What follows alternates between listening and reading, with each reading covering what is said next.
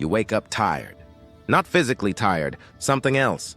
You go to work and do everything right. You hit your deadlines. You take on the extra projects nobody else wants. You do not complain. And yet at the end of every week, every month, every year, you have the same quiet feeling. You are not moving. The people around you are moving.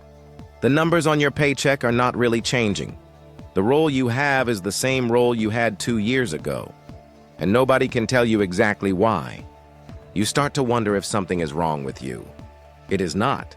The reason you feel stuck has almost nothing to do with you as a person. It has everything to do with one specific trap that catches almost every hard-working professional in their first 5 years of corporate life. And once you see it, you can step out of it. Subscribe right now if you want to understand exactly what that trap is. Because what I am about to explain will reframe every frustration you have carried about where you are right now.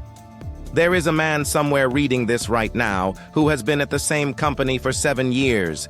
He started as an analyst. He is now a senior analyst. That is the only thing that has changed. His salary has gone up slightly each year, barely keeping up with inflation. He has trained 4 people who are now above him. He has been told he is valuable, reliable, indispensable to his team. And every single one of those words is now part of his cage. Because here is what nobody told him in year 1. The skills that make you successful in any given role are not the same skills that move you out of it. Read that again. The skills that make you successful in your role are not the same skills that move you out of it. The first set of skills are execution skills. Delivering work, meeting deadlines, solving problems, making your team look good. Those skills got you the job. Those skills make you valuable in the job. And those skills are exactly what keeps you in the job forever. The second set of skills, the ones that actually move you up, are completely different. They are positioning skills.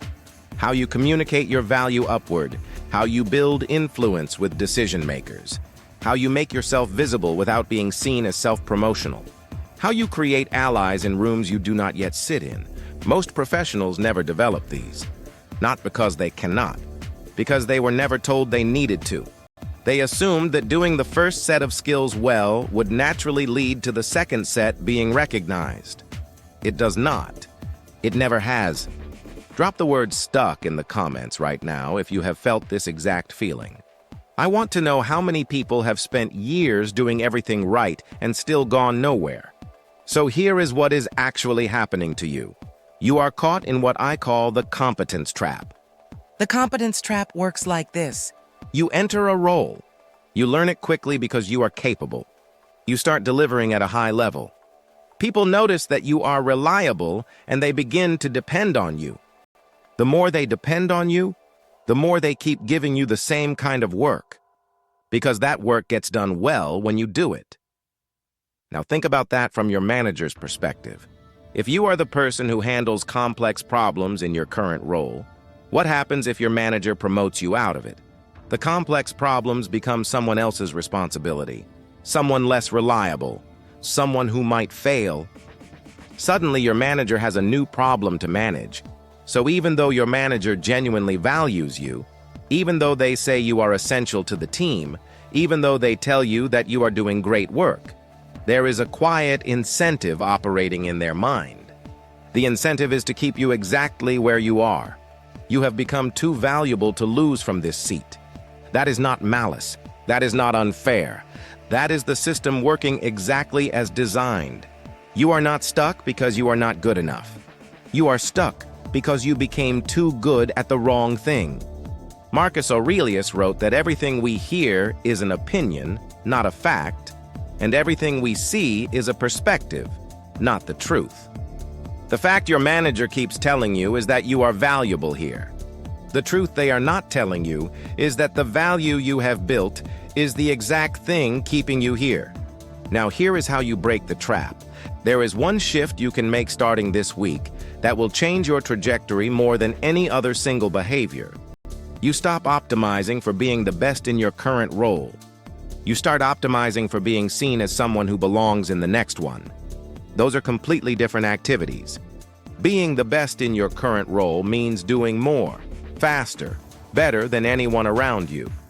Being seen as someone who belongs in the next role means demonstrating the behaviors of that role before you have officially been given it. If you want to be promoted to a team lead position, you start communicating like a team lead now. You speak up about strategy in meetings instead of just executing tasks. You share observations about how things could improve at the system level. You volunteer to mentor newer team members even if it is not your job. You ask questions that managers ask, not questions that individual contributors ask. The decision makers above you watch this. They mentally start moving you out of the current role and into the next one before any formal change has happened. That is when the promotion conversation finally happens, not when you have proven you are great in your current role. When you have proven you have already outgrown it.